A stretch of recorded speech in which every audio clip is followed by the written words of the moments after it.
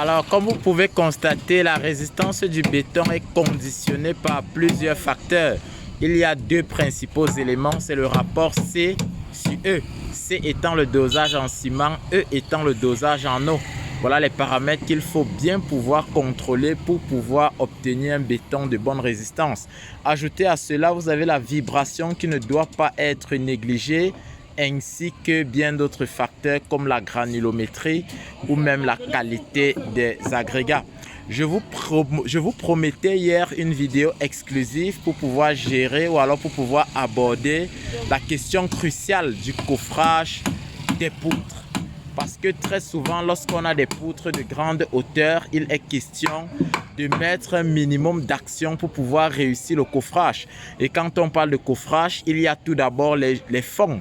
Les fonds sont donc disposés en bas, puis ils sont étayés avec des ficelles qui permettent donc de les mettre à niveau. Lorsque cela est fait, les poutres sont ferraillées. Il faut bien se rassurer de ce que on a l'enrobage de part et d'autre. Pour pouvoir avoir cet enrobage, on se sert naturellement des cales béton. Lorsque les cales béton sont mises, il est donc question de mettre les joues. Nous appelons donc joues ces panneaux qui sont faits et qui vont donc permettre de contenir le béton le temps que le béton atteigne la prise. Vous avez donc les panneaux dans le cadre de ce travail. Je vous disais déjà cela. Les poutres font 30 par 60. Quand on prend donc deux planches, les planches font 28 cm. On prend deux planches à 28, ça fait 56. Vous retirez les 2 cm et demi du fond. Il va donc rester 56 moins 2,5, ça va faire 53,5. On coule à 45, ça veut dire qu'on va mettre des pointes pour pouvoir indiquer le niveau fini du béton. Nous n'avons pas choisi de faire une combinaison qui devait nous donner 45 fini. Sinon, on aurait eu 28 de planches plus un fond de 20. On aurait eu 48. Et on devait donc retirer les 3 cm du fond du bas. Il devait rester 45.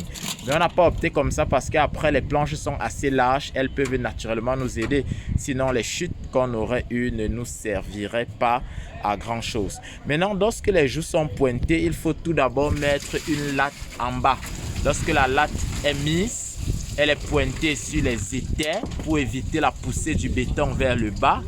Ensuite, nous mettons donc des jambes de force. Vous avez donc des jambes de force qui sont disposées pour pouvoir éviter la poussée du béton vers le haut. Maintenant, lorsque cela est fait, on se sert donc du niveau pour pouvoir aligner les éléments et au finish, obtenir quelque chose d'intéressant. D'ici là au décoffrage, vous allez voir et comprendre que l'angle de 90 degrés, c'est l'angle de 90 degrés.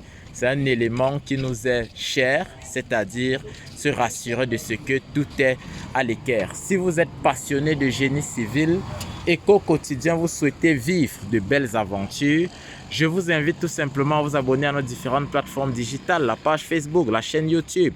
Parce que comme vous le savez, nous prenons beaucoup de plaisir à partager avec vous les détails autour de la réalisation des projets de construction dans notre environnement africain en général, mais surtout dans notre contexte camerounais. Merci.